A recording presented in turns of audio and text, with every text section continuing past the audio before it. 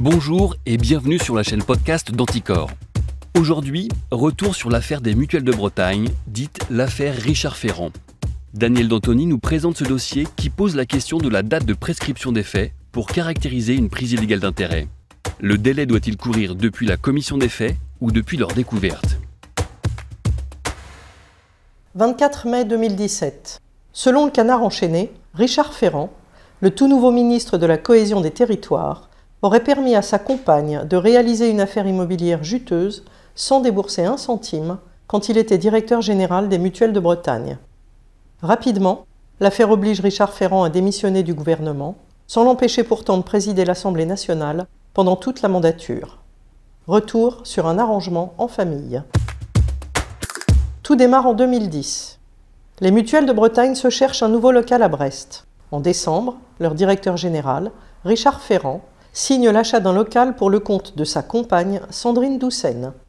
Le compromis de vente comprend une clause suspensive manuscrite.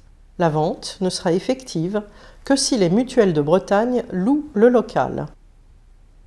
Janvier 2011. Richard Ferrand présente 3 locaux au conseil d'administration de la mutuelle, qui choisit celui de la SCI SACA. C'est le loyer le moins cher, mais il y aura 184 000 € de travaux. Or, la SCI SACA n'existe pas encore. Elle ne sera créée qu'un mois plus tard et appartiendra à 99% à Sandrine Doucen, la compagne de Richard Ferrand. La SCI n'est pas non plus propriétaire du local.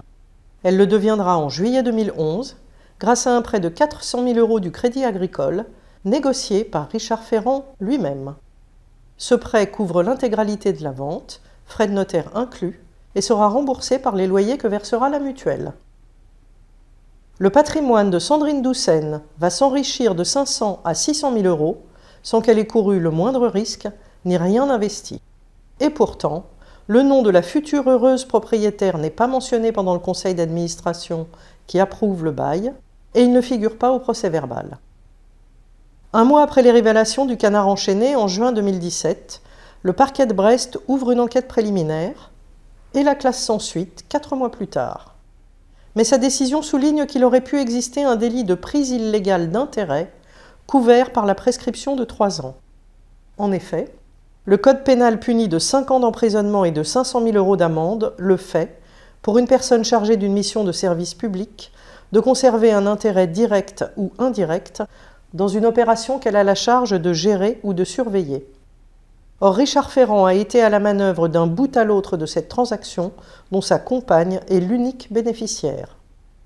L'association anticorruption Anticor va donc déposer plainte et contester la prescription. En septembre 2019, Richard Ferrand est mis en examen pour prise illégale d'intérêt. En avril 2021, la Cour d'appel de Douai déclare l'affaire prescrite.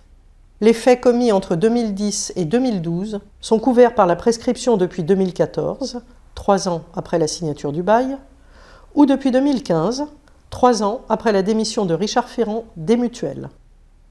Anticor se pourvoit en cassation. L'association invoque la dissimulation avérée de la fraude, qui permet de faire démarrer la prescription non pas à la date de commission du délit, en 2011, mais à celle de sa révélation, en 2017. La Cour de cassation lui a donné tort dans un arrêt du 5 octobre 2022. Elle a considéré que la publicité légale au moment de la création de la SCI aurait permis de savoir que Mme Doucen détenait la SCI, ce que certains administrateurs savaient par ailleurs, et que les liens de Richard Ferrand et de Mme Doucen étaient notoires, qu'il n'y a donc pas dissimulation. La Cour de cassation a fait une interprétation très stricte du droit, faisant échapper Richard Ferrand à sa responsabilité pénale, a regretté Jérôme Carsanti, l'avocat d'Anticor. Il n'en reste pas moins que les faits sont constitués et qu'il n'échappe au procès que par un moyen procédural. C'est la fin de cet épisode. Pour plus d'informations sur cette affaire et plus généralement sur les faits de corruption en France, rendez-vous sur anticor.org.